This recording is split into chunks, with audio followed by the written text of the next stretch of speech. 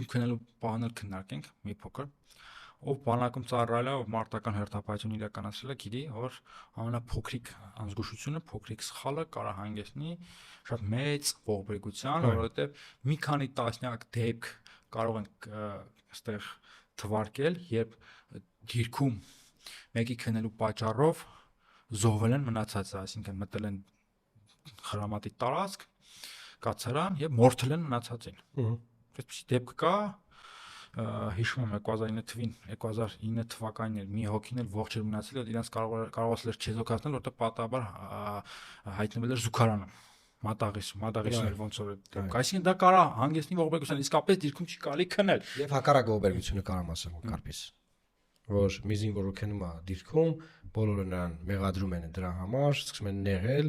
եւ հաջորդ հերթապահության ժամանակ ինքը ավտոմատ է, երբ որ ստանում է արդեն հերթապահության, մտնում է գետնատնակ եւ գնդակահարում է գետնատնակում եղած մյուսներին։ Եվ մասը խնդիրը քրեական բարգին են, որովհետեւ այլ ձև չգիտեն իրանք այդ քնող զինվորին պատժելու։ Կան օրինակ քֆուր վրցնելը, բադ քֆուր տալը, հայոյելը, անքնասիրությունը թիրախավորելը եւ այլն։ Այ եթե լինեին այլ բարքեր եւ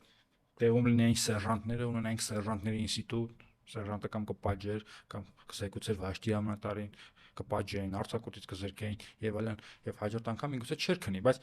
մեր մշակութային միջավայրը չգիտի այդ տարբերակը, որովհետեւ մեր սպաներն էլ են քրեական բարքերով, որովհետեւ բանակի ամենատարածված եւ ամենասիրելի տարերը ովքեր են, լավ տղա օֆիցերները, ովքեր չեն ծառայում ուստավով, կանոնադրությամբ եւ բավարարում են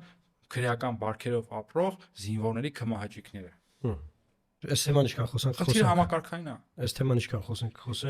Այս ասենք էլի մենք չենք փորձում քաղաքական պատասխանատվությունից բրծեցնել Նիկոլ Փաշինյանին, Սուրեն Պապիկյանին եւ այլն, բայց խնդիրը շատ բարդ է, էլի տես պրիմիտիվ չի։ Այո։ Եվ իշխանությունը դեմորալիզացնել ուրիշ հազար բան կա։ Մեծ հաշվով, եթե օպոզիցիոն դες գրել է, իհարկե Նիկոլոնց ամեն ինչը հասնում է, կարաս դույնս ամենազզվելի մանիպուլյացիան իրենց հանդեպ անես, իրենց հասնում է, որտեղ իրենք ամենավատն են արել այս ազգի հետ, բայց պետության շահերի տեսանկյունից կան բաներ, որ պետք չի անել։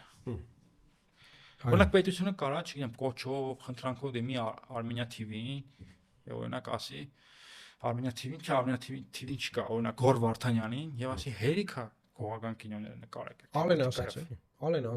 Գորն է պատասխանեց։ Իհարկե ցենզուրա չպետք է լինի, որ ինչ-որ մի բան արգելել, բայց հերիքա։ Հասկացանք։